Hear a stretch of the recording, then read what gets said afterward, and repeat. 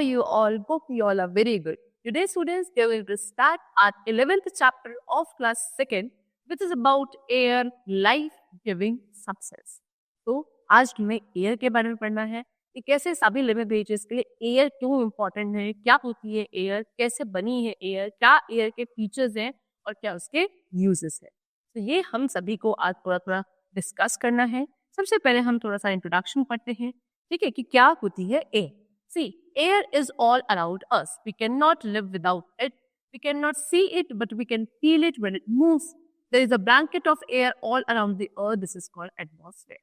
तो बच्चों हमें पता है हमारे चारों तरफ all around us what is there? Air, हवा है, ठीक है। विदाउट एयर हम लोग सर्वाइव नहीं कर सकते। हम लोग एयर को देख नहीं सकते बट उसको फील कर सकते हैं। जब हवा चलती है तो फील होता है ना, क्या there is air around us. तो क्या है, हमारे अर्थ सरफेस पे एक एयर की लेयर है जिससे पूरा हमारा अर्थ का सरफेस कवर्ड है। उस लेयर ऑफ एयर को हम लोग बोलते हैं atmosphere. Okay, slowly moving air is called wind. धीरे धीरे जब एयर चलती है उसको हम क्या बोलते हैं, विंड बोलते हैं। But when it blows fast it is called storm. लेकिन जब वही एयर बहुत तेजी से चलने लगे उसको हम बोलते हैं स्टॉर्म। आंधी तूफान आता है ना उसको। It is very destructive.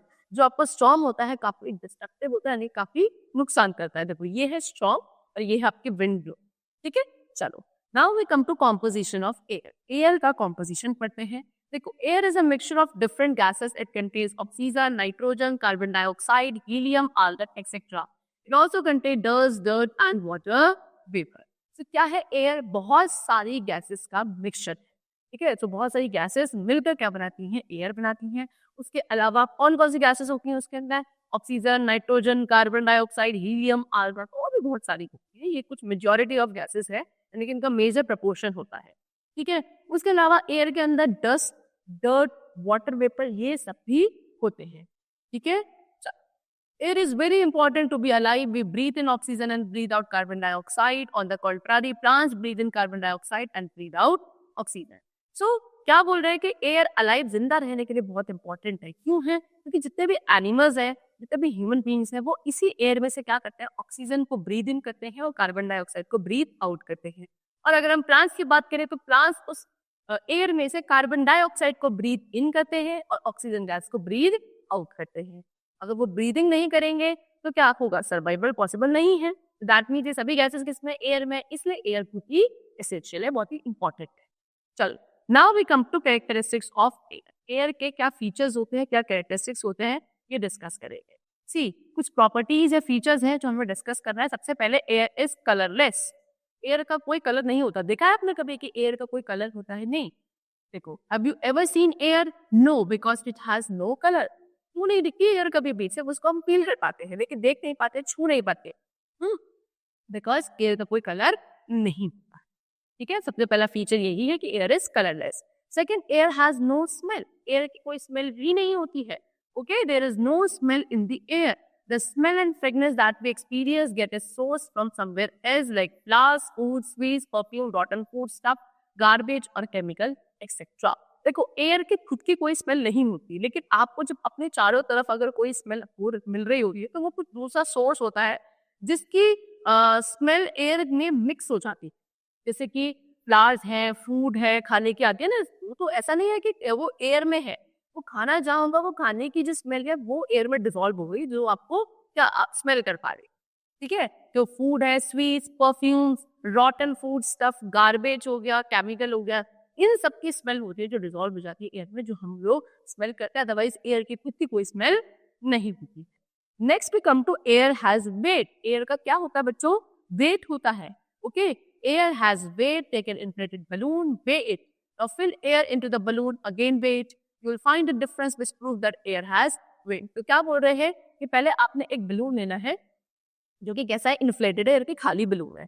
पहले उस खाली बलून का आपको एक बार वेट चेक करना है, फिर उस बलून को आपको क्या करना है, उसमें हवा भरनी है, लेकिन उसको फुलाना है, ठीक है। जब आप उसको फुला लोगे, इसमें एयर फिल कर दोगे, उसके बाद आप उसका वेट चेक तो आपको खुद को डिफरेंस दिखेगा एक खाली बलून में और एक जो एयर ब्लोन वाला बलून था उसमें। तो वो जो डिफरेंस है वो बताता है कि हाँ एयर में वेट है, क्योंकि अब उसमें क्या हो गया, एयर आ गई है ना, तो एयर का वेट था, इसकी वजह से बलून का वेट ज्यादा आएगा, खाली वाले बलून का वेट कम था, ठीक है। चलो now next we come to air occupy space. Air क्या करता है? स्पेस ऑक्यूपाई करता है। कैसे? When you blow a balloon it grows inside, it proves that air occupy space. देखो एयर जगह को भी घेरता है, स्पेस भी ऑक्यूपाई करता है। जब आपने इस खाली बलून को फुलाया, उसमें एयर को ब्लो करा, तो क्या हो गया? आपका बलून का साइज क्या होने लगा? बड़ा होने लगा। दैट मीन्स वो एयर क्या कर रही है? उस खाली बलून के अंदर अपने स्पेस को घेर रही है, इसलिए वो बलून का साइज बड़ा होता जा रहा है। ठीक है, that means air occupies space. Next we come to air exerts pressure. Air क्या करती है? प्रेशर एक्सर्ट करती है। कैसे? When we press the bottle of talcum powder, it comes out of it because the blank space in the bottle has air and it pushes the powder to come out. देखो talcum powder जो होता है, आपने देखा हो इस तरीके से, तो आप जब इसकी बॉडी में से प्रेस करते हो तो उसमें से जो टैल्कम पाउडर है वो बाहर आता है।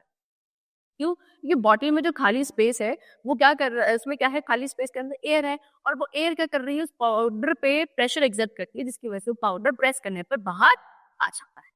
ठीक है, दैट मीन्स एयर प्रेशर भी एक्सर्ट करती है। Now we come to uses of air. Air के क्या क्या यूजेस है?